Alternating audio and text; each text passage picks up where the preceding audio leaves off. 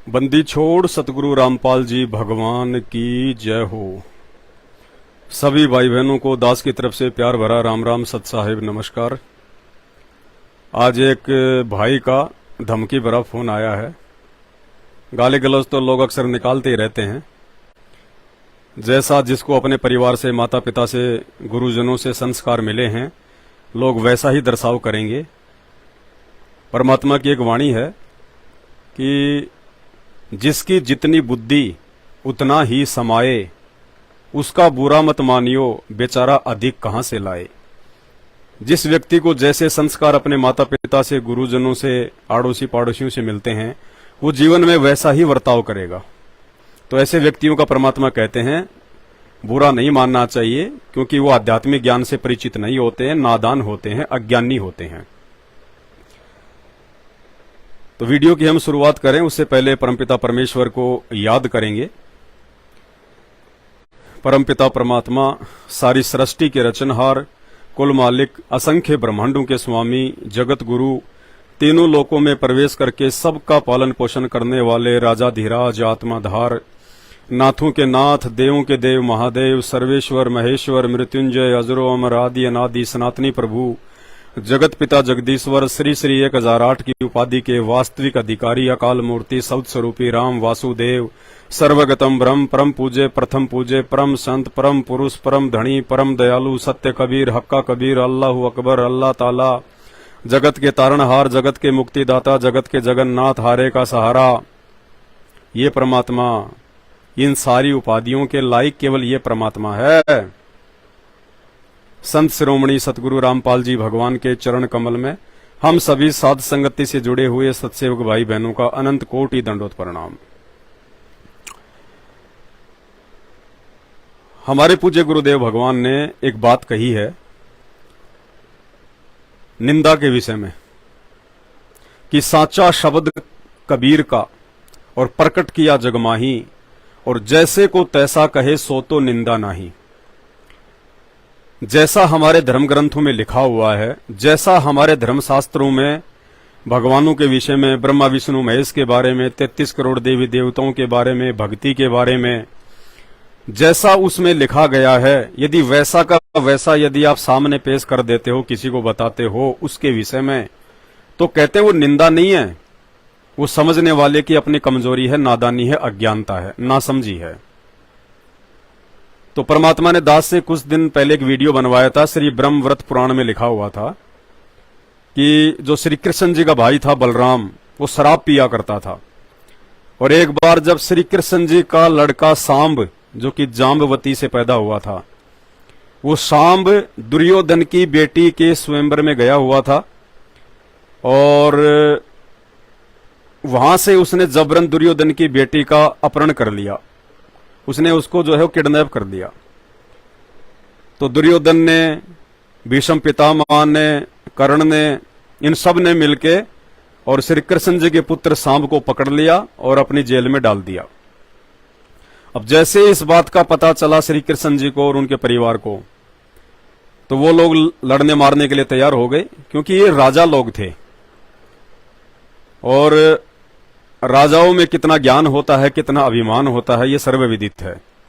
तो श्री कृष्ण जी ने हथियार उठा लिए, सेना वगैरह तैयार करने लग गया कि लड़ाई करके अपने पुत्र को छुड़ा के लेके आऊंगा।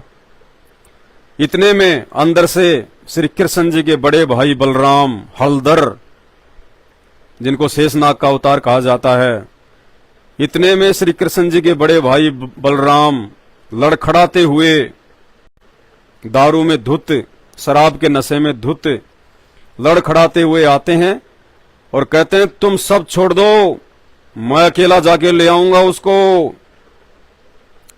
ये श्री ब्रह्म व्रत पुराण में स्पष्ट शब्दों में लिखा हुआ है कि मदिरा के उन्माद से लड़खड़ाते हुए बलराम ने कहा तुम सब यहीं रहो, मैं अकेला ही जाके ले आऊंगा जाम्ब को।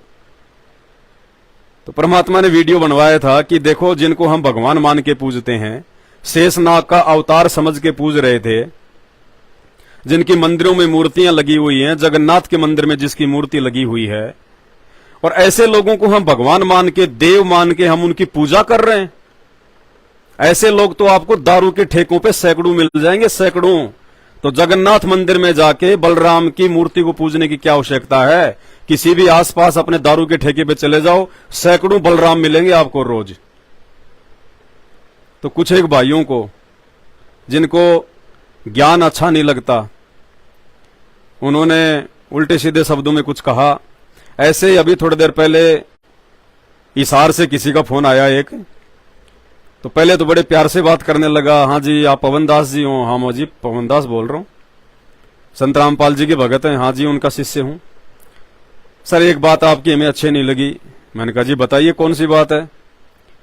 बोलो सर, आप बलराम जी के विषय में कह रहे हैं कि वो बेवड़ा था। मैंने कहा मैंने तो नहीं कही ये बात कि वो बेवड़ा था। नहीं, आप कह रहे थे कि नशेड़ी है। हाँ बिल्कुल नशेड़ी है। और मैं क्यों कह रहा हूं, मुझे क्यों कह रहे हो? वेद व्यास जी से बात करो, या फिर गीता प्रेस गोरखपुर वालों से बात करो जिन्होंने पुस्तक को छापा है। उस पुराण में लिखा हुआ है शराब पीता था, शराब के नशे में वो हस्तिनापुर पहुंच गया लड़खड़ाते हुए। तो जो आदमी नशा करेगा उसको क्या कहेंगे? नशेड़ी। जो आदमी चोरी करेगा उसको चोर कहते हैं, जो आदमी डाका डालता उसको डाकू कहते हैं, और जो आदमी शराब पीता है, जो नशा करता है, उसको नशेड़ी कहते हैं। ये तो सर्वविदित है। इसमें हमने क्या बोल दिया? शास्त्रों में लिखा हुआ है, पुराण में लिखा हुआ है, तुम्हारे इधर जो है धर्म ग्रंथों में लिखा हुआ है, तुम्हारे को दिखाया है कि देखो ये लिखा हुआ इस पुराण में। तो बाद में 2-4 गालियां निकाल के मां बहन की और फोन काट के भाग लिया। तो मेरा ऐसे भाइयों से निवेदन है, प्रार्थना है, ये सूरवीरों की पहचान नहीं होती है। सूरवीर वो होता है जो ज्ञान का जवाब ज्ञान से देता है। गालियां, भद्दे कमेंट्स, मां बहन के ऊपर उल्टी सीधी बातें करना, ये तो अज्ञानी लोगों के काम होते हैं। जिन लोगों के पास में सभ्य शब्दों की कमी होती है, जिनको अपने घर परिवार से, अपने मां बाप से, अपने गुरुओं से, जिनको अच्छे संस्कार नहीं मिले होते हैं और जिनकी सदा से बैड कंपनी रही है, वो लोग ऐसे शब्दों का यूज करते हैं। मां बहन की गालियां, उल्टे सीधे कमेंट्स, ये उन लोगों की पहचान है। एक सभ्य इंसान की ये पहचान नहीं है। सभ्य इंसान ज्ञान का जवाब ज्ञान से देता है। वो ज्ञान का जवाब मार पिटाई से, लात घूसों से, या फिर भद्दे कमेंट्स से, इनसे नहीं देता है। ये हमें संत रामपाल जी भगवान ने ऐसे लोगों को जवाब देने तक से मना किया है कि आवत गाड़ी एक है, उल्टा होय अनेक, कहे कबीर ना उलटियो, रहे एक की एक। और जो तोको काटा बोवे ताको बोतू फूल, तोए फूल के फूल हैं वाको हैं त्रिशूल। तो भाई हम संत रामपाल जी के भगत हैं, किसी ऐरे गहरे संत के भगत नहीं हैं, किसी अज्ञानी के भगत नहीं हैं। हम संत रामपाल जी भगवान के भगत हैं। ये जगत गुरु है, ये परम संत है, खुद ये परमात्मा है, भगवान है। आप नहीं पहचान पा रहे तो ये आपकी अपनी ज्ञान की कमजोरी है, आपके संस्कार कमजोर हैं। तो ज्ञान का जवाब इंसान को ज्ञान से देना चाहिए। धमकी दे रहे हैं, आ जाना, तेरा ये कर देंगे, तेरा वो कर देंगे। भाई जब तक संत रामपाल जी भगवान का हाथ मुझ पवन दास के सिर पे है, और वो कब तक रहेगा? जब तक ये पवन दास अपने गुरुजी की मर्यादा में रहेगा, जब तक ये पवन दास अपने गुरुजी के नियमों में रहेगा, तब तक संत रामपाल जी का हाथ इस पवन दास पे है। और जब तक संत रामपाल जी का यानी पूर्ण परमात्मा कबीर साहिब का हाथ इस पवन दास के सिर पे है, या मेरे जैसे जितने भी भाई बहनों के सिर पे है, भाई तब तक तो कोई बाल भी बांका नहीं कर सकता। बाल भी बांका मारना तो बहुत दूर की बात है, कह मार देंगे मार देंगे, ये तो सपने लो सपने। संत रामपाल जी के भक्तों के विषय में आपको एक बात बता देते हैं। हमें जो संत रामपाल जी ने ज्ञान दिया है, जो शिक्षा दी है, उस आधार से हम ना किसी का हम बुरा करते, ना हम किसी का बुरा सोचते। सामने वाला चाहे हमें लाख गालियां दे, हम उसकी गालियों का कोई प्रत्युत्तर नहीं देते, हम उसकी गालियों को अपने दिल पे भी नहीं लेते। सामने वाला चाहे कितनी हमारे साथ में मारपिटाई करे, कितनी कोशिश कर ले, हम एक उंगली भी उसकी तरफ नहीं उठाते। और समय आने पर फिर उसके जो परिणाम हैं वो स्वयं भोगेगा। और एक विशेष बात जो आप लोगों को नहीं पता होगी अभी तक संत रामपाल जी के भक्तों के विषय में, एक विशेष बात यह है कि संत रामपाल जी के मर्यादित भगत की मौत उस समय होगी जब वो भगत चाहेगा। यानी जब आप संत रामपाल जी से नाम दीक्षा ले लेते हैं और उनकी प्रत्येक मर्यादा में रह के भक्ति करते हैं, तो संत रामपाल जी आपको इच्छा मृत्यु का वरदान देते हैं। इच्छा मृत्यु का सुना होगा आपने, इच्छा मृत्यु महाभारत आपने देखा होगा, सुना होगा। भीष्म पितामह का नाम भी सुना होगा, गंगा पुत्र का। कहते हैं उसको इच्छा मृत्यु का वरदान प्राप्त था, लेकिन अपने कुकर्मों के चलते, अपनी छोटी और ओछी हरकतों के चलते, अधर्म का साथ देने के चलते वो भीष्म पिता गंगा पुत्र भी इच्छा मृत्यु मर नहीं पाया। वो भी काल की इच्छा के अनुसार मरा। जिसको इच्छा मृत्यु का वरदान प्राप्त था वो भी अपनी इच्छा से मृत्यु को प्राप्त नहीं कर पाया। भीष्म पितामह की कितनी दुर्गति से मौत हुई थी पता ना, अर्जुन ने उसको तीरों से छलनी कर दिया था। और कितने 18 दिनों में तड़प तड़प के मरा था, तड़प तड़प के पूरे शरीर को अर्जुन ने तीरों से छलनी कर दिया था।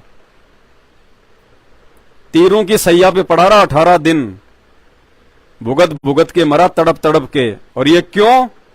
जबकि वो तो गंगा जी का पुत्र था। गंगा जी तो सबके पाप काट देती है, अपने पुत्र के पाप क्यों नहीं काट पाई गंगा?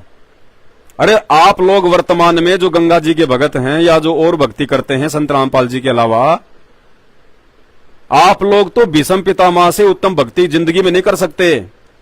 भीष्म पितामह के जैसे भगत आप कभी नहीं हो सकते। और जब गंगा पुत्र होने के बावजूद वो गंगा भी अपने पुत्र भीष्म के पाप नहीं काट पाई, इच्छा मृत्यु का वरदान होने के बावजूद वो इच्छा मृत्यु को प्राप्त नहीं हो पाया और दर्दनाक अकाल मौत मरना पड़ा उसको। ये सौभाग्य अब वर्तमान में इस कलयुग में संत रामपाल जी के भक्तों को प्राप्त है।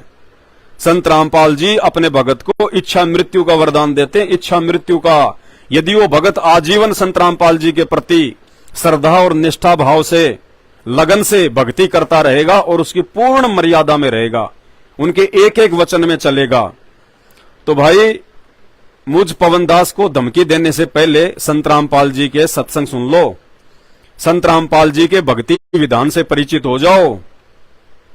संत रामपाल जी के भगत किसी से लड़ते नहीं, झगड़ते नहीं, गाली गलौच नहीं करते। उसके बावजूद यदि कोई संत रामपाल जी के भक्तों से टकराने की मूर्खता करेगा तो भाई परिणाम बहुत भयंकर होगा। हम कुछ नहीं कहेंगे, हमारे गुरुदेव भगवान कुछ नहीं कहेंगे, लेकिन भक्तों के साथ में जो टकराएगा उसका एक विधान है, राम किसी को मारे नहीं, मारे तो हत्यारा राम, अपने आप ही मर जाएंगे कर कर खोटे काम। तो एक छोटा सा सत्संग आप लोगों को सुना देते हैं आपकी जानकारी के लिए। हालांकि आप लोग मानने वाले नहीं हो, लेकिन कुछ एक आत्माएं, एक दो व्यक्ति भी यदि मेरा वीडियो देख के और संत रामपाल जी के सत्संग सुनना शुरू कर देंगे तो मेरा वीडियो बनाने का मकसद पूरा हो जाता है। मेरा मकसद सारी दुनिया को समझाने का नहीं है, और ना मैं समझा सकता, ना मेरी इतनी औकात है, ना मेरे वचन में इतनी शक्ति है। मेरा मकसद है एक दो भाई बहन भी मेरा वीडियो देख के यदि संत रामपाल जी के सत्संग सुनना शुरू कर देंगे, उनका आत्म कल्याण हो जाएगा। ये आत्मा युगों युगों से जिस परमात्मा के लिए तड़प रही है, भटक रही है, ऋषि मुनियों ने युगों युगों हजारों वर्ष भक्ति करके, जंगलों में साधना करके, कठोर तपस्या करके शरीर को गड़ा दिया जिस परमात्मा की प्राप्ति के लिए, उनको परमात्मा की छाया के भी दर्शन नहीं हुए, और आज वो परमात्मा सहज में धरती पे संत रामपाल जी के रूप में 8 सितंबर 1951 से प्रकट है।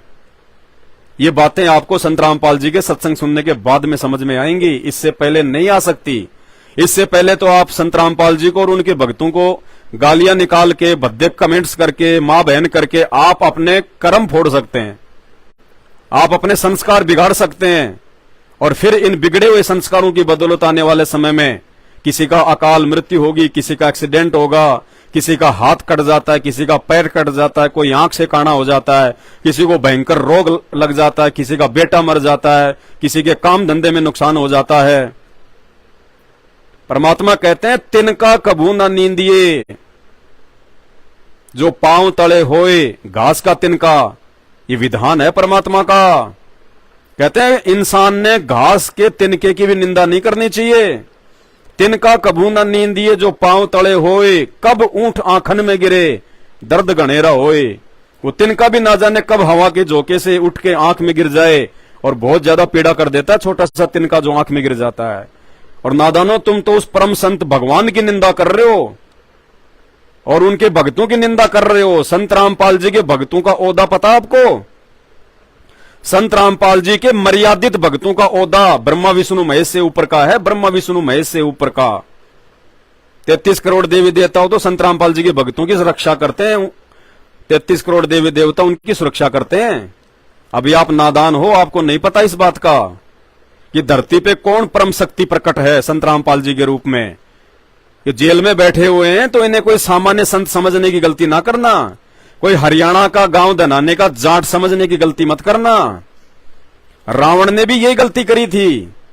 जब मंदोदरी को इस बात का पता चला कि ये श्री राम है, ये त्रिलोकीनाथ है, भगवान विष्णु के अवतार हैं और सीता जी है लक्ष्मी का अवतार है, जब मंदोदरी को इस बात का पता चला तो वो चिंतित होकर अपने पति रावण के पास गई और कहा कि आपने तो बहुत बड़ी गलती कर दी, आपने तो अपनी मौत मोल ले ली। आप जिसकी पत्नी उठा के लाए हैं ना सामान्य स्त्री समझ के, ये साक्षात त्रिलोकीनाथ भगवान विष्णु जो राम रूप में आए हुए हैं, उनकी पत्नी लक्ष्मी है सीता, और इसको समय रहते वापस दे के आ जाओ। तो रावण हंसा और हंस के बोला, ए नादान स्त्री, ए अबला स्त्री, वो दो बनचर जंगल में घूमने वाले, हिरण मार के खाने वाले, उनके विषय में तू कह रही है कि वो भगवान है, वो परमात्मा है, वो राम है, क्या बिगाड़ लेंगे वो मेरा? ऐसा कह के उसने मंदोदरी को साइड में कर दिया और अंत में रावण ने फिर अपनी जो है दुर्गति करवाई। जिसको वो सामान्य समझ रहा था, बनचर समझ रहा था, मृग मार के खाने वाला समझ रहा था, बनचर समझ रहा था राम और लक्ष्मण को, अंत में दुर्गति हुई उस रावण की। लंका लुट गई पूरी, अकाल मौत को प्राप्त हुआ, अब कहीं जो है गधा बन के घूम रहा होगा। तो भाई और बहनों, उस मंदोदरी की तरह आप लोगों को हम समझा रहे हैं, आने वाला समय इतना आसान नहीं है जितना तुम समझ रहे हो। अब वो समय गया कि दुनिया तो ऐसे चलेगी, ऐसे चलती आई है। 2027 से पहले अच्छों के नीचे की जमीन खिसक जाएगी। बड़े बड़े करोड़पति रोडपति दिखाई देंगे आपको, अपने आप को बहुत ज्यादा धनाढ़े, बलशाली, शक्तिशाली, मंत्री संतरी कहने वाले रोड पे दिखा देंगे आपको, रोड पे, और अपनी जीवन के लिए भीख मांगेंगे संत रामपाल जी से। दूसरी कोई शक्ति नजर नहीं आएगी उस समय। एक छोटा सा कोरोना आया था, उसी में सब फैल हो गए। 33 करोड़ देवी देवता, ब्रह्मा विष्णु महेश, मंदिर मस्जिद गुरुद्वारे चर्च सब फैल हो गए, सबके ताले लग गए, कोई सामने नहीं आया, कोई बचाने नहीं आया। और वर्तमान में देख लो क्या हाहाकार मच रहा है इस दुनिया में। पंजाब में नहरें टूटी, पानी हर जगह फैल गया, उत्तराखंड में, हिमाचल में, गुजरात में, महाराष्ट्र में क्या हाहाकार मच रहा है। कहां है भगवान? कहां है जिनकी हम पूजा पाठ करते हैं? क्यों करते थे पूजा पाठ? मुसीबत के समय काम आए, और जो मुसीबत के समय नहीं काम आ रहा वो काहे का भगवान, काहे का परमात्मा? क्या आवश्यकता फिर उस भगवान की जो मुसीबत के समय अपने भगत के सामने ना आए? तो कोई भगवान नहीं है। वर्तमान में संत रामपाल जी सर्वशक्तिमान परमात्मा है। आप लोगों को पता होगा, इतने तो समझदार हो आप। जिस समय सूरज उदय नहीं होता है, रात्रि का समय होता है, उस समय चांद और सूरज टिमटिमाते दिखाई देते हैं, उनकी महिमा होती रहती है। और जैसे सुबह का समय होता है और सूरज निकलना शुरू होता है, और जैसे जैसे सूरज का प्रकाश बढ़ना शुरू होता है, वो सारे के सारे वो सितारे, वो चांद फीके पड़ जाते हैं, दिखाई भी नहीं देते। और वो चांद जो रात्रि में पूरी दुनिया को रोशनी करता हल्की हल्की, वो भी फीका पड़ जाता है जब सूरज निकलता है। तो ब्रह्मा विष्णु महेश तो समझो चांद, और 33 करोड़ देवी देवता समझो ये सितारे, और संत रामपाल जी है सूरज, पूर्ण परमात्मा जो निकल चुका है और आने वाले 3 से 4 वर्षों में पूरी तरह से निकल के आ जाएगा सबके सामने। जितनी भी भविष्यवाणियां हो रखी हैं, चाहे वो नास्ट्राडामस की हो, चाहे वो बाबा वेंगा की हो, किसी की भी हो, वो कल की भगवान, वो कल की अवतार जिसके विषय में लोग चिल्ला रहे हैं, वो आ चुका है, वो प्रकट हो चुका है, वो गुप्त रूप से अपना ज्ञान प्रचार कर रहा है, समय आने पे सबके सामने प्रकट हो जाएगा। कहीं ढूंढने की आवश्यकता नहीं है उस कल्कि को। वो कल्कि भगवान, कल्कि यानी कलयुग का अवतार, वो कल्कि भगवान संत रामपाल जी हैं, जो 8 सितंबर 1951 से धरती पे प्रकट हो चुके हैं और आने वाले 3 से 4 वर्षों के अंदर अंदर पूरी दुनिया के समक्ष प्रकट हो जाएंगे अपने वास्तविक रूप में। वास्तविक रूप का मतलब दुनिया उनको एक शक्ति के रूप में जान जाएगी, पहचान जाएगी कि हां, धरती पे यदि कोई संत है, धरती पे यदि कोई भगवान है, ऊपर यदि कोई भगवान है, तो केवल संत रामपाल जी है, इनके अलावा कोई परमात्मा नहीं है। बाकी सब फीके हैं, हल्के हैं, वो हमारे मतलब के नहीं है, वो हमें मोक्ष नहीं दे सकते, वो खुद लग 84 में जाते हैं, हमें कहां से 84 से बाहर का रास्ता दिखा देंगे। तो भाई और बहनों, इस वहम में ना रहना। संत रामपाल जी कहते हैं, जो मेरा भगत होगा ना, भगत किसी से लड़ता नहीं और भगत किसी से डरता नहीं। ये गुण होता है भगत का, देवी देवताओं के भगत का नहीं, ईसा मसीह के भगत का नहीं, किसी और के भगत का नहीं, पूर्ण परमात्मा का जो भगत होता है। क्योंकि पूर्ण परमात्मा उसको तत्व ज्ञान देके, अपनी यथार्थ भक्ति देके और अपना आशीर्वाद देके भगत को निर्भय बना देता है। निर्भय, क्योंकि परमात्मा स्वयं निर्भय होता है। निर्विकार निर्भय तू ही और सकल भयमान, और सब पे तेरी साहिबी, हे परमात्मा तेरे ऊपर और ना साहिब कोई। तो वो परमात्मा निर्विकार होता है, निर्भय होता है, निडर होता है, और जो उस परमात्मा से उपदेश प्राप्त कर लेता है और उसकी मर्यादा में रहता है, वो उस परमात्मा का बेटा बन जाता है, बेटी बन जाती है। तो बाप के ज्यादा नहीं तो थोड़े बहुत गुण तो उनके बेटा बेटी में आ ही जाते हैं। तो जब बाप निडर है, निर्भय है, तो उसके भगत भी निडर होते हैं, निर्भय होते हैं। लेकिन निडर और निर्भय का मतलब ये नहीं कि जाके किसी को मार दे, गाली गलौज कर दे, किसी को डरा दे, धमका दे, दादा बन जाए। ये तो कायरों के काम होते हैं। सूरवीर कभी किसी को तंग नहीं करता, परेशान नहीं करता। सूरवीर कभी किसी अबला पे, निर्बल पे अत्याचार नहीं करता। सूरवीर वो होता है जो हर परिस्थिति का डट के मुकाबला करता है, संघर्ष करता है, जो किसी असहाय को, जो किसी निर्बल को डराता नहीं, धमकाता नहीं, जो किसी का हक नहीं छीनता, वो होता है सूरवीर। सूरवीर वो नहीं होता है कि शाम को 100 रुपए किसी से मांग के लेके एक दारू का पौवा डाल के अपने गले में और फिर गालियां निकालता फिर मोबाइल पर, वैसे ये कर दूंगा, वो कर दूंगा, और दारू उतरने के बाद फिर हाथ जोड़ेगा, भाई साहब गलती हो गई, मुझे पता नहीं था। वो सूरवीर नहीं, वो कायर है, अज्ञानी है। तो धरती पे यदि कोई सूरवीर है वर्तमान में, तो संत रामपाल जी के भगत हैं, जो आप लोगों की गालियां खा रहे हैं, फिर भी आप लोगों तक संत रामपाल जी का ये अमृत ज्ञान पहुंचा रहे हैं। आप लोगों की धमकियां सहन कर रहे हैं, फिर भी आप लोगों तक आपके आत्म कल्याण के लिए, कि आपको मरने के बाद में 84 लाख योनियों में ना जाना पड़े, गधा कुत्ता सुअर ना बनना पड़े, आप भाई बहनों तक हम लोग ये ज्ञान पहुंचा रहे हैं। संत रामपाल जी के सत्संग सुनने की प्रार्थना कर रहे हैं, क्योंकि हमें संत रामपाल जी ने वास्तविकता से परिचित करवा दिया। जीवन का सार क्या है, जीवन का रहस्य क्या है, उन्होंने समझा दिया। संत रामपाल जी की पुस्तक पढ़ने के अलावा, संत रामपाल जी के सत्संग सुनने के अलावा दुनिया में आपको जीवन के सार का और कहीं से पता नहीं चलेगा, कहीं से भी। तो संत रामपाल जी के भक्तों को भाई डराने की आवश्यकता नहीं है।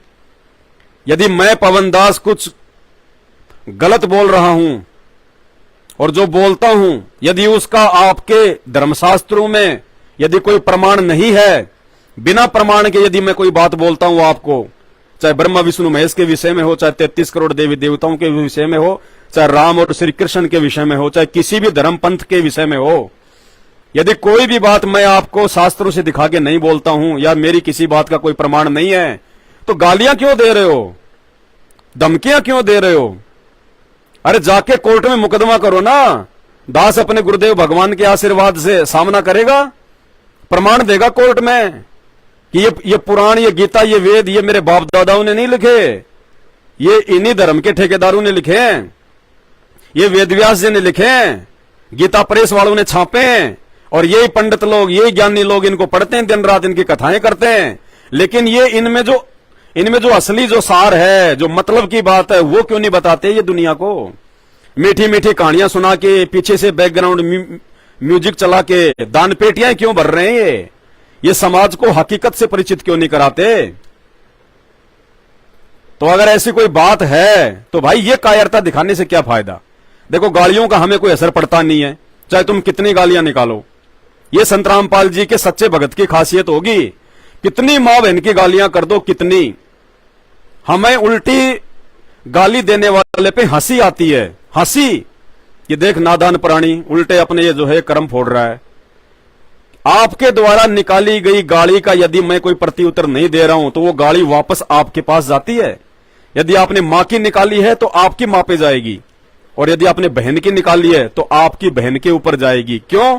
जैसे हम किसी को कोई चिट्ठी भेजते हैं, सामने वाले का हमने एड्रेस लिख दिया और फॉर्म में अपना खुद का लिख दिया एड्रेस, और हमने डाक में डाल दी, स्पीड पोस्ट करवा दी, और सामने वाले ने यदि वो चिट्ठी नहीं ली, उसको स्वीकार नहीं किया, यदि उसका एड्रेस सही नहीं है, पिन कोड नंबर सही नहीं है, तो चिट्ठी घूम फिर के कहां आएगी? भेजने वाले के पास में। ठीक इसी प्रकार ये गालियां होती हैं। आपने किसी को गाली निकाली और सामने वाले ने यदि आपकी गाली का जवाब नहीं दिया या आपकी गाली को अपने दिल पे नहीं लिया, वो गाली घूम के आपके ऊपर आ जाएगी। आपने चाहे मां की निकाली है, चाहे बहन की निकाली है, तो क्यों ऐसी आफत मोल ले रहे हो? क्यों मुझ पवनदास को गालियां निकाल के खुद की मां बहन को गालियां दे रहे हो? भाई ये तो मूर्ख आदमी के लक्षण है, समझदार के थोड़ी हैं। तो गालियों का संत रामपाल जी के साध संगति से जुड़े हुए भक्तों के ऊपर कोई असर नहीं होता। हां, यही गालियां यदि आप संत रामपाल जी के दूसरे भक्तों को निकालोगे, दूसरे भगत कौन से? जो भगत संत रामपाल जी के काल प्रेरित परिवार के पीछे अंधे होके चल रहे हैं, यदि आप उनको गालियां निकालोगे, फिर देखना तुम एक गाली दोगे, वो गाली का जवाब जो है वो लठ से देंगे। लठ से कभी निकाल के देख लेना उनको गालियां, लठ लेके आ जाएंगे तुम्हारे घर पे, और आपस में कभी मिल गए तो दोनों तुम गुत्थम गुत्था हो जाओगे। क्योंकि वो लोग सहन नहीं कर सकते, क्योंकि उन लोगों के पास मर्यादा नहीं है। संत रामपाल जी के परिवार ने अपने धार्मिक धंधे के लिए जगह जगह संत रामपाल जी के झूठे आदेशों की आड़ में ये आश्रम वगैरह खुलवा के दान धर्म के नाम पे इन्होंने अपना धंधा शुरू कर रखा है। इनको केवल पैसों से मतलब है कि संगत हमें पैसे दे। संगत चाहे शराब पिए, संगत चाहे बीड़ी पिए, संगत चाहे भात भरे, संगत चाहे जन्मदिन मनाए, और संगत चाहे बाढ़ में जाए। इन्हें केवल पैसों से मतलब है, मर्यादा से मतलब नहीं है। और जिसकी मर्यादा नहीं है उसके साथ में गुरु भगवान नहीं है, और जिसके साथ गुरु भगवान नहीं है उसके साथ में काल होता है। और भाई जब सामने वाला कोई गाली देगा तो काल का फिर क्या रिएक्शन होगा आपको अच्छे से पता है। तो संत रामपाल जी के साध संगति से जुड़े हुए सत्सेवक भाई बहनों पे तो गालियों का कोई असर पड़ता नहीं है, चाहे तुम बोरियां की बोरियां भर के भेजो। और रही बात उनको मारने की, धमकी देने की, जैसा कि मेरे को फोन करते हैं कुछ नादान, 2-4 गालियां निकाल के फिर भाग जाते हैं, खुद ही फोन काट देते हैं, आ जाना तू, वहां मिल लेंगे, ये कर लेंगे। तो बता देता हूं भाई साहब, पहले ही कोशिश भी मत कर लेना, निष्फल हो जाओगे, खुद मुंह की खाओगे, बेइज्जती करवाओगे, अपनी नजरों में खुद ही गिर जाओगे। तो गालियों का संत रामपाल जी के सच्चे भक्तों पे असर होता नहीं, और मौत संत रामपाल जी के भक्तों को मार नहीं सकती। मौत जिससे पूरी दुनिया डरती है, वो मौत संत रामपाल जी के जूते झाड़ती है, जूते। काल जो पीसना और जोरा है पणिहार। काल कौन? काल। और ये पणिहार कौन? काल जो पीसना, जोरा है पणिहार। जोरा यानी मौत। ये मौत, ये उस कबीर परमात्मा के दरबार में, सतलोक में, उसको कबीर परमात्मा कहो चाहे संत रामपाल जी कहो, एक ही बात है। जैसे यहां पे श्री विष्णु के अवतार राम आए थे, तो चाहे विष्णु कहो चाहे राम कहो, बात एक ही है। तो काल जो पीसना, ये काल जिसको तुम यहां का सर्वश्रेष्ठ भगवान मानते हो, जिसको तुम लोग निराकार कहते हो, जो ब्रह्मा विष्णु महेश के जो पिताजी हैं, ये काल तो उस कबीर परमात्मा के घर में, उसके दरबार में पानी भरता है, पानी, यानी उसके नौकर के तुल्य है। काल जो पीसना, जोरा है पणिहार, ये मौत उसके घर में जो है पानी भरती है, काल उसका आटा पीसता है। और ये दोनों असली मजदूर हैं मेरे सतगुरु के दरबार। ये काल और ये मौत, ये सतगुरु रामपाल जी भगवान के दरबार में नौकर हैं, नौकर। और भाई नौकर उस परमात्मा के बच्चों को नुकसान नहीं पहुंचा सकते, सतगुरु के भक्तों को नुकसान नहीं पहुंचा सकते।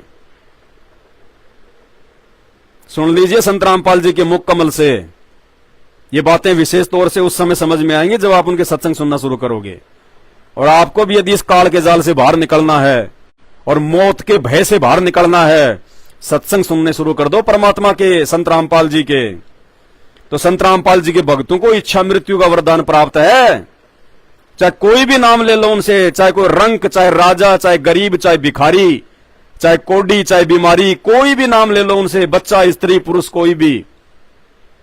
जिसने संत रामपाल जी से एक बार नाम दीक्षा ले ली और उसके बाद संत रामपाल जी जो नियम बताते हैं, जो मर्यादा देते हैं, यदि आप उन मर्यादाओं में रह के अपना जीवन यापन कर रहे हो और भक्ति कर रहे हो तो आपको इच्छा मृत्यु का वरदान प्राप्त है संत रामपाल जी की तरफ से। यह काल आपकी तरफ उंगली नहीं कर सकता, उंगली 100 मीटर दूर रहेगा आपसे, 100 मीटर।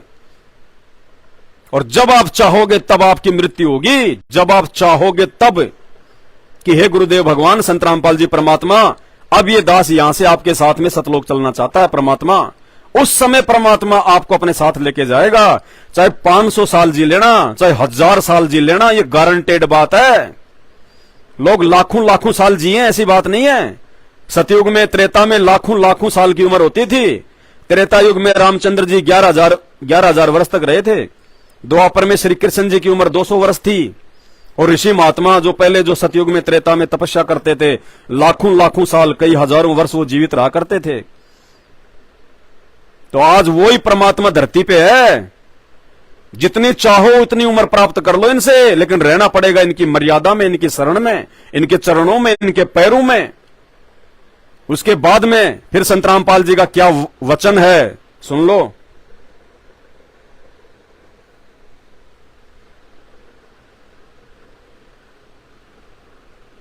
कबीर परमात्मा के भगत के बारे में आपको सत्संग में बहुत बार बताया है।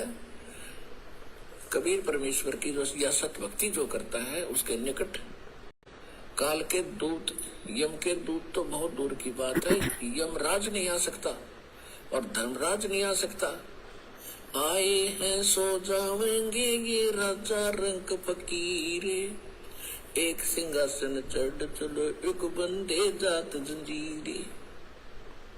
ये वचन है संत रामपाल जी का। और कहते हैं साधु वचन पलटे नहीं, चाहे पलट जाए ब्रह्मांड। सूरज पूर्व के बजाय पश्चिम में उदय हो सकता है। गर्मी के समय में सर्दियां आ सकती हैं, लेकिन संत रामपाल जी ने, जो पूर्ण पुरुष है, पूर्ण संत है, पूर्ण महापुरुष है, भगवान है, इन्होंने जो वचन बोल दिया अपने मुख कमल से, वो नहीं टल सकता। ये परम सत्य, अटल सत्य है। आजमा के देख लेना, एक बार नाम दीक्षा लेके देख लो। और जो भाई बहन मुझे धमकी दे रहे हैं वो भी अपनी कोशिश करके देख लो, अपनी पूरी सेना लगा के देख लेना भाई। जब तक ये दास परमात्मा की मर्यादा में है, अहंकार भाव से नहीं बोल रहा। अहंकार तो कुत्ते में होता है, कुत्ते में। क्योंकि जब वो रोड पे बैठा होता है ना और गाड़ी बिल्कुल उसके नजदीक आ लेती है, टायर उसके ऊपर चढ़ना होता है, तब कहीं जाके वो साइड में हटता है। तो अहंकार जिसमें है वो तो कुत्ता है, कुत्ते में होता है अहंकार। इंसान में अहंकार नहीं होना चाहिए। और फिर हम तो भगत हैं परमात्मा के। परमात्मा कहते हैं मानो से देवता किया और करत न लाई बार।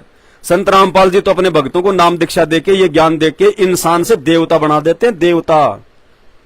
तो अहंकार भाव से नहीं बात कर रहा, विश्वास भाव से बात कर रहा हूं कि धरती पे यदि कोई समर्थ है वर्तमान में तो मेरा गुरु है। और ये सबका गुरु है, मेरा अकेले का गुरु नहीं है, ये जगत गुरु है। ये बात और है कि फिलहाल आप लोग समय प्रभाव के चलते, काल के प्रभाव के चलते आज आप इनके ज्ञान को ना सुनकर इन्हें समझ नहीं पा रहे कि ये कौन शक्ति है, कौन परमात्मा है। लेकिन ये नशा बहुत जल्दी उतरने वाला है दुनिया का, ज्यादा दिन ये नशा नहीं टिकेगा। भयंकर आपत्ति आने वाली है। 2027 से पहले पहले पूरी दुनिया को नानी याद आ जाएगी। परिस्थितियां आप सबको पता है, छुपी हुई नहीं है कि किस कदर बिगड़ती जा रही हैं और क्या होने वाला है बहुत थोड़े समय में। नानी याद आएगी पूरी दुनिया को जब खाने को दाना नहीं होगा घरों में, तब वो भगवान को ढूंढेंगे, ये भगवान तू कहां है, ये परमात्मा तू कहां है, ये सबके मालिक तू कहां है। क्यों भाई सबके मालिक को क्यों पुकार रहे हो? उनको पुकारो जिनको आप पूज रहे हो, जिनके आप मंदिरों में जाते हो, मस्जिदों में जाते हो, चर्चों में जाते हो, गुरुद्वारों में जाते हो, उनको पुकारो। उस समय कोई नहीं आएगा, क्योंकि जो पत्थर होता है वो सुनता नहीं है। पत्थर पूजे हरि मिले तो मैं पूजूं पहाड़, इससे तो चाकी भली जो पीस खाए संसार। सुनेगा वो जिसके कान होंगे, जो जिंदा होगा, जो आपके सामने होगा, जो आपके जैसा होगा। तो भाई उस समय पूरी दुनिया को केवल ये संत रामपाल जी दिखाई देंगे, एक मात्र शक्ति के रूप में, बचाव के रूप में, भगवान के रूप में। कोई बड़ी बात नहीं है। कमेंट्स में तो चाहे तुम जो मर्जी बोल लो, कभी आमना सामना हो जाए तो 2-4 थप्पड़ भी मार लेना। पवन दास को कोई असर नहीं पड़ता भाई, कोई असर नहीं पड़ता पवन दास को। सच कहने वाले को तो यहां ऐसे लड्डू मिलते हैं, हमारे गुरुदेव भगवान ने समझा रखा है। श्री रामचंद्र जी को भी यही लड्डू मिले थे, बेचारे को ठंडा पानी नहीं पीने दिया त्रेता युग में, जब तक जिया तब तक। श्री कृष्ण जी पैदा होने से पहले उसके दुश्मन पैदा हो गए थे, पैदा होने से पहले उसका मामा उसका जो है वो शत्रु बन गया था, और अंतिम श्वास तक बेचारे को ठंडा पानी नहीं पीने दिया। मथुरा छोड़ के द्वारिका चला गया शांति से जीने के लिए, वहां भी उसको समुद्र ने नहीं जीने दिया, डुबो दी उसकी द्वारिका। तो भाई संत रामपाल जी को ना पहचान के उन्हें कैसे जीने देंगे लोग? लेकिन उनका तो बिगड़ गया, लेकिन इनका कुछ नहीं बिगड़ पाएगा। ये समर्थ है, ये सबसे ऊपर है। ये जिस दिन अपनी पे आ गया ना, ऊपर पैर कर देगा, सबके ऊपर पैर, सबके ऊपर पैर। ये पहले साक्षरता अभियान चला करता था ना, गांव गांव में लोगों को पढ़ाया करते थे, बड़े बूढ़ों को पढ़ाया करते थे हरियाणा राजस्थान में साक्षरता अभियान के तहत। तो रात्रि के समय 7-8 बजे से 1 घंटे सबको पढ़ाया करते थे, बूढ़ों को, बुढ़ियों को। तो एक क्लास चल रही थी ऐसे ही, तो उनको वैसे तो समझ में आना नहीं था क्योंकि उम्र ज्यादा हो गई थी, तो उनको वैसे समझाया करते थे वो। ए फॉर अमर की बहू, बी फॉर बलबीर की बहू, सी फॉर चंद्र की बहू, डी फॉर दयानंद की बहू। तो उनको याद हो जाता था। तो उस टीचर ने उनको एम तक पढ़ा दिया, एम फॉर मांगी राम की बहू, एम फॉर मांगी राम की बहू। अब क्लास खत्म हो गई, उन्होंने अपना रट्टा मार लिया। दूसरे दिन जब क्लास लगी तो कोई निरीक्षण करने के लिए कोई अधिकारी आ गया कि भाई ये कैसे पढ़ा रहे हैं, ढंग से पढ़ा रहे हैं कि नहीं पढ़ा रहे हैं, इनको समझ में आ रहा है कि नहीं आ रहा। तो अधिकारी अंदर चला गया, अधिकारी ने जाके ब्लैक बोर्ड पे लिख दिया चौक से डब्लू। बोले बताओ भाई इसका क्या अर्थ है? बाबा आप खड़े हो, आप बताओ। तो बूढ़ा खड़ा हो गया, थोड़ी देर तो सोचा, यूं हाथ उत लगाया, दिमाग लगाया। बोले बाबूजी, बोले हाँ बाबा। बोले लग तो ये मांगी राम की बहू रही है, लेकिन आज इसके ऊपर को पैर कैसे हो गए? बोले दिखने में तो ये मांगी राम की बहू है, लेकिन आज इसके ऊपर पैर कैसे हो गए?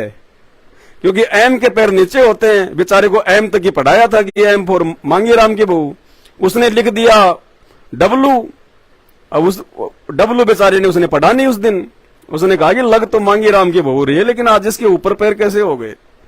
तो भाई और बहनों, आने वाले समय में जब दुनिया के ऊपर को पैर होंगे ना, ये प्राकृतिक आपदाओं के तहत, महामारियों के तहत, तरह तरह के वायरस और ये प्राकृतिक आपदाओं के तहत जब खाने को दाना नहीं होगा ना, ये बातें अभी आपको मजाक लग रही होंगी, ये परम सत्य है। 2027 से पहले दुनिया को परमात्मा याद आ जाएगा। परमात्मा जो कहते हैं हम तो नास्तिक हैं, कोई भगवान होता ही नहीं। क्या है भगवान? कुछ नहीं है भगवान। खाओ पियो ऐश करो, कमाओ, अपने बच्चों का पालन पोषण करो, माँ बाप की सेवा करो, यही भगवान है बस। अच्छे कर्म करो और कर्म सारे उल्टे। तो 2027 के बाद तो ये संत रामपाल जी ये कल्कि के रूप में प्रकट होके आ जाएंगे। दुनिया इनके चरणों में नाक रगड़ेगी, और उससे पहले पहले क्या हो जाएगा वो आप देख लेना।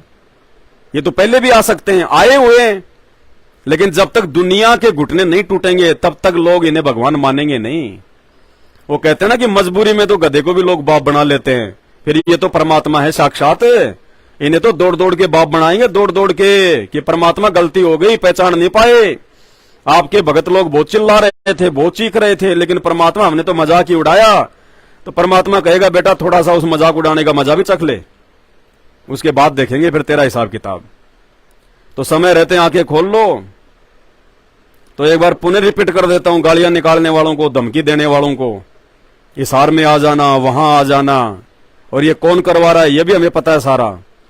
लेकिन भाई संत रामपाल जी के भगत हैं, जब तक मुंह में जीभ है और शरीर में श्वास है तब तक संत रामपाल जी की महिमा चलेगी, उनका गुणगान चलेगा। और जो सत्य है उसको सत्य कहेंगे, जो झूठ है उसको झूठ कहेंगे, जो भगवान है उसको भगवान कहेंगे, जो भगवान का नौकर है उसको नौकर कहेंगे। भाई बाकी लड़ाई झगड़ा किसी से करते नहीं, गलत हम किसी को बोलते नहीं, गाली गलौच हम करते नहीं, ये हमारे संस्कार में और हमारे स्वभाव में नहीं है। हम संत रामपाल जी के भगत हैं, किसी ऐरे गहरे संत के भगत नहीं है। और उनके अलावा वर्तमान में धरती पे कोई संत नहीं है, बाकी सब नकली हैं, पाखंडी हैं, अज्ञानी हैं, धर्म को धंधा बनाए हुए हैं, अपना खुद का जीवन नाश कर रहे हैं, लाखों लोगों का जीवन नाश कर रहे हैं। और समय आने पे क्या बीतेगी ये आप सबके सामने आ जाएगा। तो भाई गालियां हम पे असर करती नहीं, और मौत हमारे को मार नहीं सकती जब तक हम ना चाहें, जब तक हमारा सतगुरु ना चाहे। तो व्यर्थ में जो है वो प्रयास करके अपना समय बर्बाद ना करें।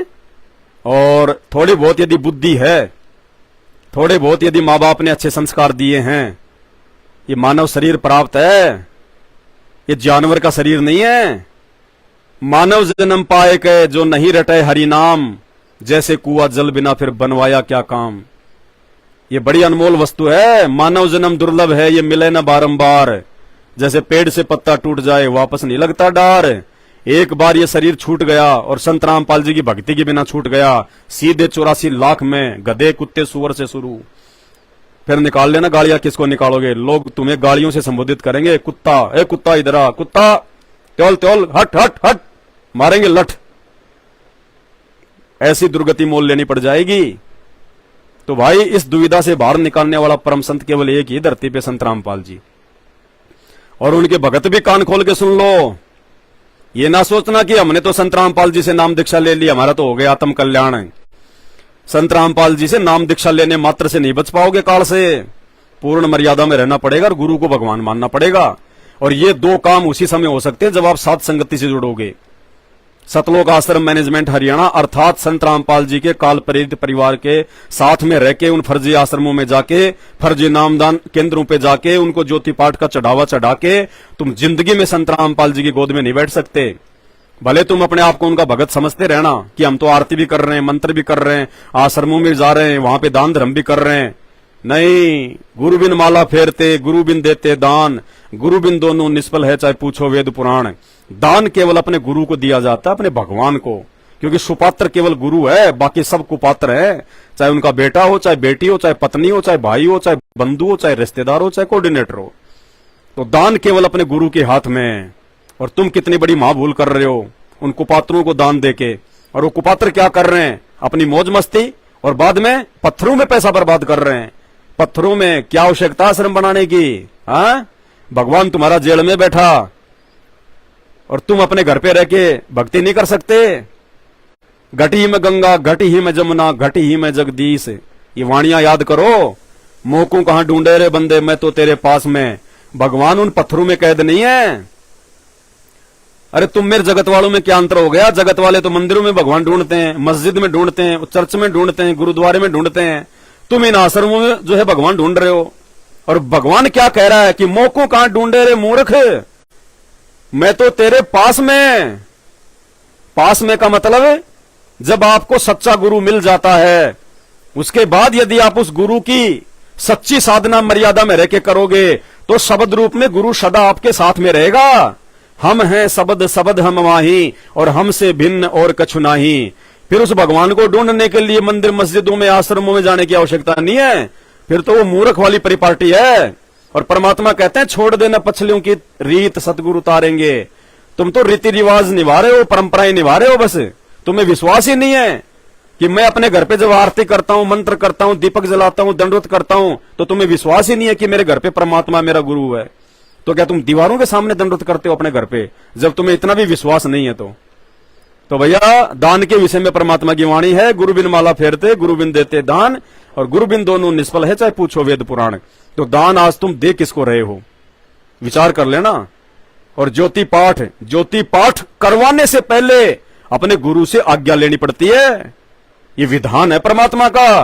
क्या तुम में से गया कोई जेल में अपने गुरु से ये पूछने के लिए कि गुरुजी मैं पाठ करवा रहा हूं, किसी और ने बता दिया, नकली ऑडियो वीडियो डाल दी, तुमने स्वीकार कर लिया? ये मूर्खों की भक्ति है।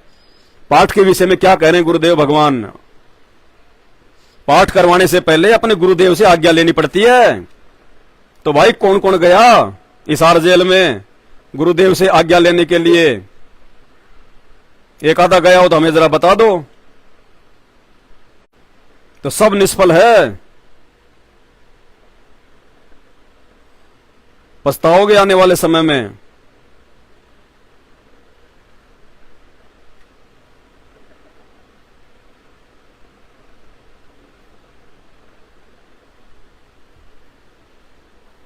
ये देखो क्या कह रहे हैं परमात्मा, पाठ करवाने से पहले अपने अपने गुरुदेव की आज्ञा लेना जरूरी है।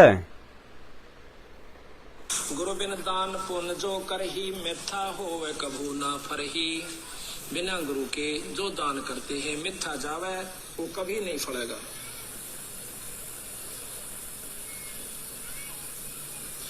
गुरु बिन होम यज्ञ जो साधे औरो 10 मन पातक लागे। गुरु बिन कोई पाठ कोई हवन ये नहीं करवाना चाहिए। गुरु की आज्ञा लेकर फिर करवाना चाहिए। लिया आपने आज्ञा, गए सारजेल, फैल काल के डंडे पड़ेंगे और पड़ रहे हैं। वो धनाना आश्रम बनानी उससे पहले तो 3 मर गए वहां पे ट्रैक्टर के नीचे दब के भगत। क्यों? भगवान सो रहा था क्या? नींद आ रही थी क्या भगवान को? जिसको ये भी नहीं पता कि मेरे भगत आश्रम में सेवा कर रहे हैं और मेरे भक्तों पे आपत्ति आने वाली है। अरे फिर तो वही बात हो गई, लोग अमरनाथ जाते हैं, बद्रीनाथ जाते हैं, रास्ते में कावड़िए मरते हैं, नीलकंठ पे जो है वो पहाड़ नीचे गिर गया और कितने मर गए, ज्वाला देवी के वहां पे जो है वो पुलिया टूट गया। तो गुरुदेव भगवान कहते हैं ना कि भगवान शंकर जो है सो रहे थे क्या, जो उनको मालूम नहीं था कि यहाँ पे इतनी बड़ी आपत्ति आने वाली है, यहाँ पे पहाड़ जो है नीचे टूटने वाला है, 20 लाख मर गए थे। लेकिन गुरुदेव ने बताया कि शंकर भगवान भी इन पाखंडों से प्रसन्न नहीं होता। तो संत रामपाल जी के भक्तों के साथ भी वही हो रहा है वर्तमान में। वो अपना खुद का घर नहीं बना रहे थे, वो तो भगवान का घर बना रहे थे आश्रम।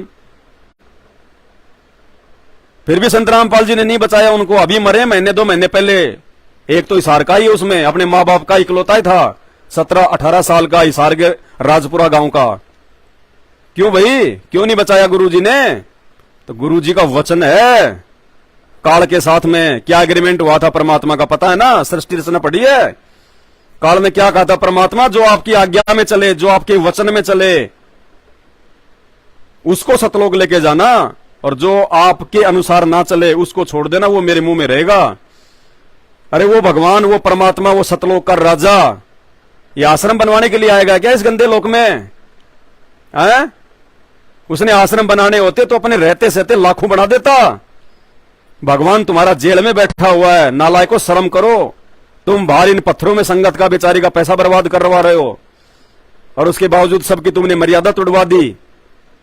स्टेडियम बनवा रहे हो, बैडमिंटन बना रहे हो तुम दुनिया के लिए। मूर्खो, चुन चुन के मारेगा काल, चुन चुन के एक एक को। अभी तुम्हारी बैटरी चल रही है थोड़ी बहुत, जो भक्ति तुमने जो कर रखी है मर्यादा में रह के, वो तुम्हारी बैटरी चल रही है। आने वाले समय में देख लेना इस मैनेजमेंट का क्या हाल होगा। और इन मैनेजमेंट के पीछे आंख बंद करके चलने वाले भक्तों का तो हो ही रहा है बेड़ा गर्क। ये भक्ति है, ये कोई जंत्र मंत्र वाला बाबा नहीं है, झाड़ फूंक करने वाला बाबा नहीं है। इसको पहचानो, खाली नाम लेने से बात नहीं बनेगी। संत रामपाल जी का नाम ले लिया, नाम ले लिया, पहले ज्ञान को समझो, फिर संत रामपाल जी को समझो, फिर संत रामपाल जी के मिशन को समझो, और फिर तुम अपने आप को समझो, फिर ये परमात्मा समझ में आएगा। आत्मज्ञान बिना परमात्मा भी समझ में नहीं आता। देखा देखी में भेड़चाल में चल रहे हैं, कब कौन मर रहा है पता ही नहीं चल रहा, खरबूजे की तरह फूट रहे हैं। और संत रामपाल जी का वचन सुना आपने अभी कि मेरे भगत को कबीर परमात्मा के भगत को काल के दूत तो छोड़ो, यमराज हाथ नहीं लगा सकता, धर्मराज हाथ नहीं लगा सकता। जब वो चाहेगा तब मरेगा। और ये ट्रैक्टर के नीचे मर के जो है दब दब के मर रहे हैं, भरी ट्रॉली के नीचे दब के मर रहे हैं, अकाल मौत मर रहे हैं, तड़प तड़प के मर रहे हैं। महाराष्ट्र से हिसार की तारीख पे सन 2018 में 2 बस भर के आई थी, राजस्थान के नागौर में सुबह 3 बजे एक्सीडेंट हो गई, 13 मरे, 13 एक साथ। क्यों संतरामपाल जी को बदनाम कर रहे हो? क्यों दुनिया में उनकी निंदा के पात्र बने हुए हो? करत हैं पुण्य होत हैं पापम। तुम सोच रहे हो कि हमारे पुण्य बन रहे हैं? अरे संतरामपाल जी तुम्हारे को चढ़ाएगा क्या हिसार में? क्या आवश्यकता है? क्या जानते हो तुम भाई तुम लोग कोई कानून जानते हो क्या? या तुम्हारे हिसार जेल में उनकी तारीखों पे जाने से कोई सरकार मिल के दबाव में आ जाएगी? अगर इतने बड़े तुम पहलवान थे तो बरवाला कांड के समय ना जाने देते? वह हिसार में जा जाके भीड़ कर देते थे, प्रशासन गुरुजी को कोर्ट में नहीं लेके आता था, तारीखों पे तारीखें पड़ती रहती थी। भगत खुशी से ओहो बस हमारे तो पुण्य बन गए, हिसार आ गए, पुण्य बन गए। पुण्य बनेंगे संतरामपाल जी की मर्यादा में रह के भक्ति करने से, स्टेशनों के चक्कर काटने से पुण्य नहीं बनते। और उसका नतीजा कितने तो रेल के नीचे आके मर गए हिसार तारीखों पे जाने वाले। दास उनकी डेड बॉडी की फोटो भेजा करता था तुम्हें उस समय। ये तो भला हुआ जो ये कोरोना आ गया, जो तुम लोग बल्कि डर के मारे जाना तुमने छोड़ दिया, नहीं तो और मरते हजारों की संख्या में। कोई फांसी खा के मर रहा है वहां पे मटका चौक पे, कोई अपने घर पे नहीं पहुंचा, कहां लापता हो गया पता ही नहीं। अरे भगवान के लिए जाने वालों का यह हाल होता है क्या? तो क्यों अपने गुरुजी की निंदा का भाई ठेका ले रहे हो तुम? अकाल मौत मरोगे, तुम्हें समझाया जा रहा है, जगत ही नहीं, जगत की तो छोड़ो, वो भगत भी आने वाले समय में अकाल मौत मरेगा, हर परिस्थिति को सामना करेगा, जो आज संतरामपाल जी की मर्यादा में नहीं है, जो देखा देखी में चल रहा है। जगत में जाता है तो जगत के जैसा हो जाता है, भगतों में आता है तो अपने आप को मल्कि जो है भगत बना लेता है। ये नहीं चलता, ये दो नाव की सवारी संतरामपाल जी के मार्ग में नहीं चलती। इस बहम में ना रहना, ये अंतर्यामी है, इसको बताने की जरूरत नहीं है। इसका सीसीटीवी कैमरा 24 घंटे अंधेरे में भी चलता है। अंतर्यामी एक तुम, आत्म के आधार, जो तुम छोड़ो हाथ तो मोय कौन उतारो पार, रोज पढ़ते हो संध्या आरती में, लेकिन कभी विचार नहीं करते कि अंतर्यामी क्या होता है। अंतर्यामी मुंह से बोलना तो दूर, मन में जो बात सोच लोगे उसको भी सतगुरु रामपाल जी भगवान जानते हैं। और वैसा ही हो रहा है तुम्हारे साथ में। सतसेवकों की उंगली का नाखून भी नहीं उतरा, 10 साल हो गई, उंगली का नाखून भी, और तुम्हारे मर गए हजारों, मैनेजमेंट वालों के मर गए हजारों। क्यों? कहां है भगवान? भगवान अपनी जगह पक्का है, सही है, लेकिन भगवान के भी कुछ नियम हैं। क्या पढ़ाया गुरुजी ने कि डॉक्टर चाहे कितना ही अच्छा क्यों ना हो, 1 नंबर का उसने ऑपरेशन कर दिया, 1 नंबर की उसने गोली दवाई दे दी, लेकिन उस डॉक्टर के बताए गए नियम यदि तुम तोड़ोगे, वो परहेज यदि नहीं निभाओगे, तो भाई डॉक्टर कुछ नहीं करेगा, चाहे कितना बड़ा अमेरिका का क्यों ना हो। तो संत रामपाल जी खुद परमात्मा है, भगवान है, समर्थ है, जन्म और मृत्यु का सबसे बड़ा डॉक्टर है, ये वैद है। दास गरीब तबीब सतगुरु और बंदी छोड़ दयाल है। दास गरीब तबीब, तबीब यानी वैद, तबीब सतगुरु, ये सतगुरु वैद है, डॉक्टर है ये, इस शरीर का भी और भारी रोगों का भी और आत्मा का भी। लेकिन ये डॉक्टर भी उस समय फेल हो जाता है जब काल उसके भक्तों की मर्यादा तोड़वा देता है। क्या कहा परमात्मा ने? अनंत कोटि बाजी जहां हम रचे सकल ब्रह्मांड, गरीबदास मैं क्या करूं यो काल करे जीव खंड। गरीबदास जी अपनी वाणी के माध्यम से कह रहे हैं कि वो कबीर परमात्मा ये कह रहे हैं कि गरीबदास मैंने असंख्य ब्रह्मांडों की रचना करी है, अनंत कोटि बाजी जहां मैंने रचे सकल ब्रह्मांड। लेकिन गरीबदास उस समय मैं समर्थ भगवान भी अपने एग्रीमेंट के अनुसार मैं फेल हो जाता हूं जब ये काल जीवों की मर्यादा तोड़वा देता है, जब ये जीव मेरे नियम तोड़ देते हैं, मेरे परहेज तोड़ देते हैं। मैंने नाम दीक्षा के समय जो नियम बताए थे ये नियमों में नहीं चलते, उस समय मुझे भी पीछे हटना पड़ता है और काल मेरी आंखों के सामने से मेरे भक्तों का चोटा पकड़ के ले जाता है, किसी को एक्सीडेंट में, किसी को बीमारी से, किसी को जो है लड़ाई झगड़े में। तो भाई और बहनों आंखें खोलो, बाद में रोओगे, पछताओगे। ये दुनिया तो रोएगी रोएगी, ये दुनिया तो अपने संस्कार से रोएगी, अपने कर्मों से रोएगी, लेकिन तुम क्यों जानबूझ के सांचे तज रहे हो? अरे तुम्हें तो भगवान मिल गया, ज्ञान मिल गया, तुम भी क्यों जगत वाले सारे उल्टे काम कर रहे हो, कुकर्म कर रहे हो? उन जगत वालों को तो फिर भी भगवान एक बार जो है मतलब माफ कर देगा, क्योंकि उनको बेचारों को पता नहीं, मालूम नहीं। लेकिन तुम तो जानबूझ के सांचे तज रहे हो। जानबूझ सांचे तजे और करे झूठे से ने, ताकि संगत है प्रभु सपने में भी ना दे। तुम्हारे साथ तो बहुत भयंकर बनेगी। आंखें खोल लो, कुछ नहीं रखा। इस वीडियो के ऊपर टाइटल में शंका समाधान की पुस्तक है, पढ़ लेना। पहले मर्यादाओं के विषय में जान लो। अगर संत रामपाल जी के हृदय में जगह बनानी है तो पहले संत रामपाल जी के विषय में जान लो कि उनकी मर्यादाएं क्या हैं। लग गए उनके परिवार के पीछे अंधे होके, उनके बेटा बेटी के पीछे अंधे होके। अरे नालायको, एक बात तो दिमाग में अपने जो है बैठा लेते। अरे घर का जोगी जोगना, बाहर का जोगी सिद्ध। जिस घर में भगवान आता है ना, वो घर वाले कभी नहीं पहचानते भगवान को, कभी भी। चारों युगों का इतिहास उठा के देख लो। घर का जोगी जोगना और बाहर का जोगी सिद्ध। श्री रामचंद्र जी आए, उनके घर वालों ने उनको नहीं पहचाना। उनकी माताओं कैकई, अगर कैकई उनको भगवान मानती, विष्णु का अवतार मानती, तो भरत के लिए राज्य और राम के लिए 14 साल का वनवास नहीं मांगती। कौशल्या, उसकी माता, यदि उसको भगवान मानती, विष्णु का अवतार मानती, तो वनवास में जाते समय रो रो के उसका बुरा हाल नहीं होता। उनके पिता दशरथ यदि उनको भगवान मानते, तो पीछे से उनकी याद में अपने वो प्राण न त्यागते। चौबारे से नीचे गिर के, नाड़ के बल, गर्दन के बल नीचे गिर के अकाल मौत ना मरते। जब श्री रामचंद्र जी जा रहे थे ना जंगल में, तब उनको देखने के लिए वो छत पे चढ़ गए, सबसे ऊंची उस पे दीवार पे, और यूं देखने लगे कहां गया कहां गया। इतने में उनका पैर फिसल गया, ऊपर से नीचे गिरे, गर्दन के बल अकाल मृत्यु हुई। लक्ष्मण यदि उनको भगवान मानता, विष्णु का अवतार मानता, तो भगवान की रक्षा के लिए तीर कमान लेके उनके साथ में उनका बॉडीगार्ड बन के नहीं जाता। रावण यदि उनको भगवान मानता, तो सीता को नहीं उठाता। तो विचार करो इन बातों को। श्री कृष्ण जी के साथ में देख लो, उनका मामा कंस अगर उनको भगवान मानता, श्री कृष्ण का यदि श्री विष्णु का अवतार मानता, तो उसकी जान के पीछे नहीं पड़ता। पूतना यदि उसको भगवान मानती, जहरीला दूध नहीं पिलाती। शिशुपाल भगवान मानता तो गालियां नहीं निकालता।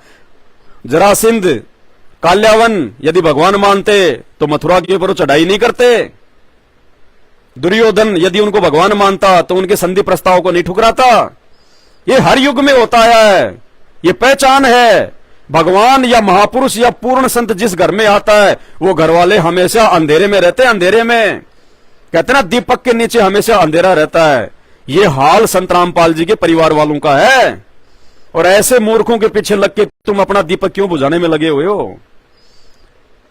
संत रामपाल जी से मोक्ष होगा, उनके परिवार से नहीं होगा। उन आश्रमों में जाके मजदूरियां करने से मोक्ष नहीं होगा। ये सीमेंट के कट्टे उठवाने के लिए नहीं आया गुरुजी। सतलोक से चल के वो परमात्मा सीमेंट की बोरियां उठवाने के लिए नहीं आया, मिट्टी में सिर दिलवाने के लिए नहीं आया अपने भक्तों का, वो भक्ति करवाने के लिए आया है। समझो इन बातों को और समय रहते हट जाओ इनसे। कोई लेना देना नहीं है। मूर्खों का टोला है उनका परिवार पूरा। ये कोऑर्डिनेटर लोग सब मूर्खों के टोले हैं, ले डूबेंगे तुम्हें। समझा सकते हैं, इससे ज्यादा हमारे पास में और कोई उपाय नहीं है। शंका समाधान की पुस्तक है, पढ़ लेना एक बार, आंखें खुल जाएंगी। इससे ज्यादा क्या समझाएं अब। बाकी भैंस के आगे तो कितनी बीन बजा लो, कोई समझने वाला तो है नहीं। वो कहते हैं ना, समझदार तो वो होता है जो दूसरों की ठोकर से समझ जाए, और मूर्ख तो अपने पैर को अंगूठा फुड़वा के ही मानता है। तो समझदार होगा वो तो समय रहते समझ जाएगा। बाकी तो वही अंगूठा फूटना ही है। बाद में तो फिर जानवर भी समझ जाता है। अरे ठोकर लगने के बाद तो जानवर को भी अकल आ जाती है। समझदार वो है, इंसान वो है जो दूसरों की ठोकर से समझ जाए, अपना अंगूठा फुड़वाने से बच जाए। बाकी आपकी मर्जी, आपकी मौज।